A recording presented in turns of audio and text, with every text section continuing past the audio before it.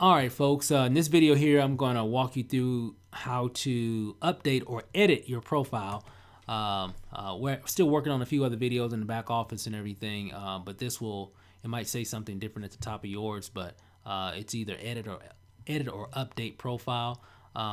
Pretty self-explanatory what that means. You're just going to update your profile. If you look here on this page, you're going to see several lines of information, several fields of information, and that can help you, get things set up in terms of your name and what's being represented on your website. For example, here in this field here, you'll be able to change and change your password, for your system. So you can definitely do that here. Once you do that, you can click on update. Here's where you can put your name, your first name, your last name, your email address, your phone number, your TLC username, which should be it can either be your IBO number, and your IBO number can be also your username as well. So TLC has some funny things in the back office, but I know we actually have a username as well with our system, with our business with TLC. So just make sure that you at least have the IBO number either in both fields or just the username here and then the number there as well. Very, very important. This is really, really crucial here, guys. So make sure that you do that. I would recommend doing it like this at least. That way you can rest assured that it's done correctly. If you don't know what your username is, you should be able to find that in your back office. Whatever username that you use to log into your back office. Some people use their IBO number, but I think as long as you know your username, you're great. But if you don't, just make sure that you have your number, your IBO number here and there as well. Okay, very, very, very, very important. Okay, all right. Skip this part here because it's actually being updated. PayPal email address, very, very important. This is really, really important, guys.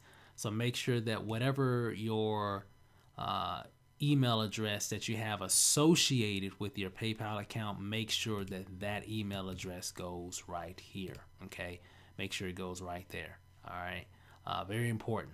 We don't know what your PayPal address. Remember, this is really important because this is how you get paid, right? So if someone goes to your e-commerce site and buys whatever, and you want to be able to be sure that you're getting that those funds sent to your PayPal account, immediately. So just make sure that information is correct, and you'll be fine.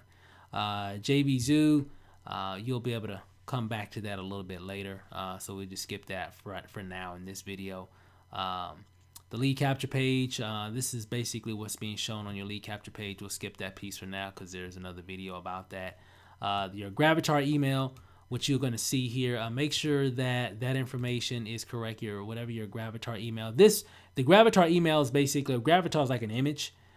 So for those that want an image on their page, for example, if I scroll down to my page right here, there's my image. That's actually my Gravatar image. I have a Gravatar free account, which you'll have one as well, where all I have to do to have my image associated on my page is make sure that I have my email address that's associated with my Gravatar account right there. And you'll see that in the steps, so I'm not going to go into detail about that. So just make sure when you put this email address in, make sure that it's all lowercase.